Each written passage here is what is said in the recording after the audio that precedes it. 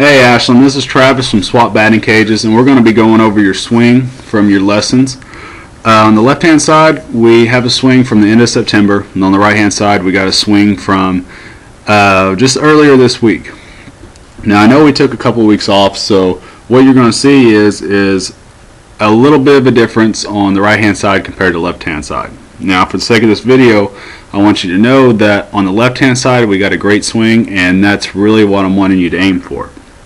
So from here what we can tell is that the circle that I got on both sides is basically the path of our bat, and I want us to notice right off the bat that on the right hand side it's a little bit more of a rounder shape compared to the oval shape on the left hand side. Now an oval shape is really what we're looking for when we swing. It indicates a lot of things in our positioning of our body, our hands, and our bat. One of the things to notice is the top portion right here, a little bit more rounded out than over here, how it flattens out. And you'll see that that usually represents the hands dropping and the barrel flattening out pretty quick. And because of that, that'll alter the rest of the swing from there on out. As you can tell, when it drops down right here, it gets a little bit more longer back here compared to staying good right here and then getting good through the zone here. And also, depending on what we do back here, it automatically alters what we do up front. So we'll notice up front we're catching the ball right in here, and we get to our extension point and then we come back through, compared to the way we are right here. And the main reason why we get right here is because we have no force after dropping our hands, and pretty much our bat just kind of goes where it wants to go after it makes contact. And you'll see that that'll start to make sense once you see the pitch. Now these pitches are about as close to the same area that I could find on both swings, so they're not the exact same area, but they'll give a good point of reference for what we're looking for. So for now, one of the differences on the left hand side, of course, is we were really harping on that attack position, and over on that part we were coming to a complete pause on our attack position, and over on the right hand part we weren't. So we're going to see some differences in that. I'm going to go ahead and play both swings though, and then I'll take the graphic off, and then we'll move from there. And on the left hand side we can kind of tell that when we come to our attack spot we're awesome. We're really good right there. And one of the things, of course, you know, that we've been working on is trying to get your rhythm built up from the beginning of your stance, because we know when you first start coming in, of course, we were kind of going from a dead standstill, which right here you got good rhythm, you're getting to your attack spot great, and it's helping your hands come through the zone at a really good pace. And on the right hand side we're going to watch, and we'll be able to tell kind of here we don't have as much rhythm. Obviously you can see what's happening now with the bat after we make contact, how it kind of pops up on us at the end. And we'll go over all these things and kind of break it down from here, but I'm going to go ahead and take the graphic off and we'll go from there. Okay, so now with the graphic off, we're going to go ahead and start from the very first part. Right now on both videos you are in your stance, and now we're in our stance, and there's not really too many differences right here. They're just very subtle, and they're really subtle enough to where we don't really need to discuss that too much. What we do need to show is what happens with the swing once we begin everything. Now I'm going to go ahead and go to our load, and this is where we start to see a breakdown in the differences here. Okay, we notice automatically on the left hand side our hands go from here to about there. We can also notice front foot starting to go. Now on the right hand side we kind of revert it back to losing where our rhythm is, and we can tell feet aren't going yet, hands just barely moving right here.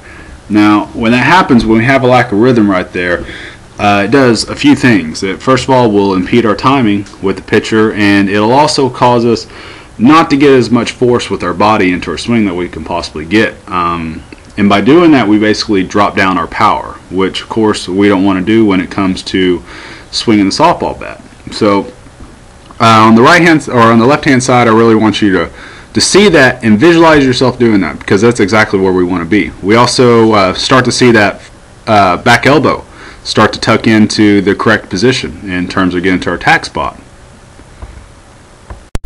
So piecing everything together now from this attack position, we'll be able to tell right now on the right hand side what happens in terms of where our elbow gets. Now going to the left hand side, tell right here, we get fairly even right in this point.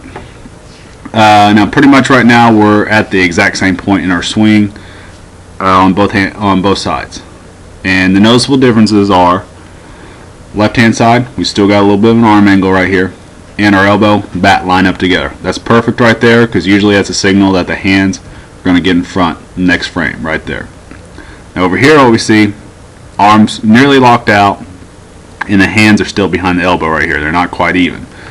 Usually what happens there is that elbow sneaks in. Now in your case, well, obviously we see the elbow sneaks in there, but in your case, the good thing is that sometimes when you see that elbow sneak in, the hands will want to drop even further, but luckily you don't do that. But still, what happens is that these two parts right here, it's noticeable that the bat barrel on the right hand side starting to drop down compared to the left hand side. Now when our bat flattens out that early, we lose our power up front.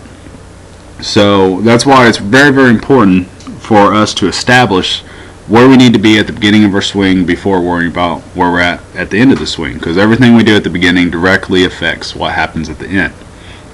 So just coming to the end here, or coming to our bat lag first, we can notice right here that the only difference really here is that our hands are a little bit more out in front of our body on the left hand side. Most of the time on the right hand side, that's an optimal placement for our hands, but obviously we know that we kind of had to force ourselves to get there just because our hands had to really catch up to our elbow. So that part we kind of want to get away from doing that in terms of really making our body have to do that. So moving forward to the end of our bat, or the end of our swing here, we can start to tell some differences right here. Now, like I was saying, because everything was moving down on the right hand side and we lose power, one of the ways to look at how we lose power is based off what our front leg looks like, because it blocks off directly on how fast our hips come through or how much force we got our hips coming through. Here we can tell we got a little bit of a bend, or a hyperextension actually, because of the force that we got going right there. And we got a little bit wider base. On the right hand side, you're close to blocking off, but at the same time we can tell that there's still a bend in your leg. We're not quite blocked off. So automatically when I move forward in frame, we can kind of tell how that bat, after we make contact, kind of pushes us back a little bit. You can see everything, you can tell visibly right here that after we make contact we set back. And over here we do it a little bit, but not near as bad though. So that right there gives an example of where our force needs to be and where we need to be at from the get-go. Again, just work on that attack position more and more on the left hand side. That's exactly where we want to be. That's where you'll be optimal right there. Keep working that rhythm and you'll be able to make a lot more consistent contact and have a lot more power also. So until then, if you got any questions, just let me know and I'll see you guys later.